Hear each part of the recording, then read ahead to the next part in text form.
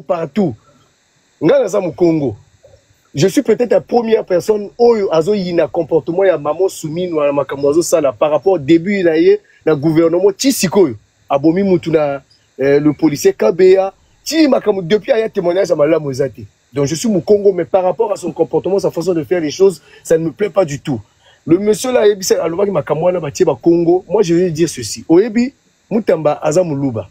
Je sais pas, peut-être Muluba ou quoi. Nous sommes au moment où nous sommes là, nous avons un tribalisme.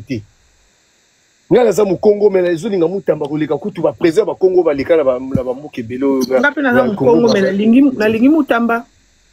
je l'aime plus que même le président. Je suis de la RDC, mais na Colinier na Braza. Je sais Lingala déjà quand je parle, je sais que certaines personnes comprennent déjà. Na lingi mutamba oleka kutu président Sassou oleka kutu Kisekedi. Pourquoi? Parce que tous nous avons besoin du changement. Un monsieur qui est à la tête du ministère de la Justice et garde des Sceaux, qui fait bien son travail, batu oyo nyoso bazana régime oyo bazana makamwa B, quand il voit un monsieur comme ça qui vient pour dévoiler les secrets pour faire bien son travail, bah ça les clan. Ceux qui bazana sont peut-être 2 personnes qui sont pour Mutamba. Les autres, ils sont contre Mutamba. Et nous voyons. Mais maintenant le peuple, moi je pense qu'après Dieu c'est la loi. Mais à un certain moment le balo que pouvoir c'est le peuple qui vote, c'est le peuple qui décide. Mais si le peuple, tout le monde a ça le changement. Tout le monde a été, tout le monde a tribalisme. Évitons ça. Tous exemple, il y a Burkina Faso par exemple. Le jeune là qui a fait le changement, mais ma changement aujourd'hui en Afrique, battu sur le monde. Mutamba, c'est un jeune garçon qui fait bien son travail. Pourquoi nous allons soutenir des vieux qui nous ont maltraités, qui nous ont tués? Qui ont pillé ce pays-là, que de soutenir un jeune qui vient avec une nouvelle vision. Donc moi, je vais dire à mes frères, combat ils ont le 27. Je suis sûr et certain, peut-être le 25, dans un déjà. Le seul combat, c'est le 27. On doit tous se mobiliser pour arrêter ça parce que ceux qui te l'ont dit, procès Mutamba, Tshisikoyo. Moi, je pense que nous avons des lois parce que procédure banda Tshisikoyo, nous avons à tête détournement mon côté. Nous avons à tête logo moko bazo reprocher, nous avons bazo ngaba fondé, ça dit que bazo ngaba raison. Tu vois, bazo que nous en sommes experts. Mais on a vu des procès où il y a 100 jours, beaucoup de procès, on n'a jamais vu des experts. Pour venir démontrer où est parti l'argent de l'État, tout ça, on n'a pas vu ça. Comment Mutamba, vous avez remarqué que Bozo doit profiter, Bozo doit côté pour condamner, Bozo liga toujours. Bon, Lukama, et là, comment vous pouvez c'est la moindre fraction pour vous condamner. Et aussi, de Timbeli Bango, mais sincèrement, je suis aussi un peu contre le silence du président de la République. À un certain moment, c'est vrai que la justice, on doit tous respecter la justice, on doit tous obéir à la loi. Mais quand tu remarques qu'un membre du gouvernement, un ministre d'État qui n'a pas d'audience pour te voir, et dans ce genre de situation, alors c'est toi le président de la République, il y a le coulisses existe, appelle le président de la République de façon discrète. Bon voilà, et voilà, arrêtez ça. Le président garde silence absolu. Maman, il ne dit rien. Mention. C'est bon, pardon, papa. Non, c'est pas autour, Nanga. Non,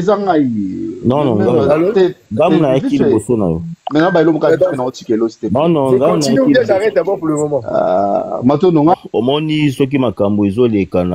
Il faut tout la hypocrisie. Il faut attaquer les taureaux par ses cornes. Parce que ceux qui tozo le baraka, juge mabé, justice mabé, tozo attaquer te. Pour attaquer ngolo bake, il faut que la muto yo sengeli a changé situation, décision wana. Aussi longtemps bozo lo bate, muto wana rovanda azo sekabiso. Donc azane à l'aise, bien hata bazo bawana, bazo condamné ba juge, bazo condamné ba procureur, bazo ko tombe la champagne. Alors ceux qui t'ont attaqué, tu mal à l'aise, à moins que le to finger ba juge, to finger na to lobby na ye. Alors les personnes à citer bango selon ba poste na bango Mutalibu César Félix Tshisekedi. Non. Azali yoka aza magistrat sur l'homme loba. Matondo, merci, bonsoir. Bonsoir. Ok. Na into sur la pena marambo na ndenge moi maïle pena parce que nga pena zara Félix ou rien. Nga pena mto Félix nga na mikili oto beta man ko Félix. Ko marambo eza ndengini, marambo yo eza politique. Politique etambula ndengini. Omoni Félix den azana za président de la République, azana droit ya kozwaka téléphone na beleli. Ose oyo ekatani. Ko bato bete ba comprendre te. Malgré to lela mutamba to lela. Ko politique ba comprendre politique. Mutamba c'est un danger pour lui-même le président. Bon, tu vas comprendre politique. D'après toi, Moutamba, c'est un danger pour le président. Oui, oui, c'est la vérité. C'est la vérité. Oui, c'est la vérité. Moutamba, président de la République. Papa. Peter Zela. Moni baba Jujuana. Balati ba encore abera pamba parce que Moutamba za populisme. Moutamba neto ke neboye. Donc imagine moi maneti ke na ba 2023 à cause postulé. Parce que mbato politique ba bato mis sous 4. Ba mona ka musika avec biso to mona. Biso neto mona ka na ba retard. Au moins de silence à présent le beloko mo boye moi fait et puis ça imagine moi bien. Silence total à l'union lobate. Na pe ce qu'on va faire moko. Au moins ni jour ya soko ba famille ça qui est. Ba lobi soko ba condamné, ça veut dire que ba ko retirer en en 2028. Au moins stratégie la baron. Bete loko bandele lobi chez ba condamné ko ça nini? Soko ba condamné, eza eloko na ba loba ka na tribunal, soko ba condamné ba olongola ye pouvoir azasu na droit ya ko postuler en 2028. Aroza ni bourgmestre, ni ministre, ni président, ni eloko côté. Et les gens, ils vas casser à l'avance. Exact. Et qui est dans un bon moyen politique, maman. On est donc qu'il est pas sur droit d'être là. Maman, beaucoup de gens qui ont été côté bien tout le monde. Ce qui va condamner la ministre de la politique a sauté. Qui va retirer les droits à postuler. À ta bourgmestre, à ta bourgmestre. Donc, vision est que na bongo. Nga li autant comment motuté. Et ça, ba jijouana ba ya ba tumo ba tchekaka théâtre politique. Bo distraire mutamba obuma ete ba sape lo moto ba ko l'exceller ka ngonga. Ba ko l'exceller ngonga. Si to na 2028 on a ni droit à postuler, ni droit à koma ni ministre, ni bourgmestre, ni motuté. Donc pour na bango aza déjà neti danger mo si ba moni ba mambo ebele le kaka na politique tout le monde en retard et si ba yoka ba ekomo mo bilo mo mike si ba yoki si ba timbeli déjà ya Moutamba donc to commentaire na za bo d'après yo j'ai ya Moutamba ezande tindeni ke idée na epesa ya Moutamba oti présidence j'ai ya Moutamba oti présidence c'est même pas ba Joana te ba Joana to nyo comme pour rien j'ai ya Moutamba oti présidence ba talikolo ba yebi j'ai ya Moutamba.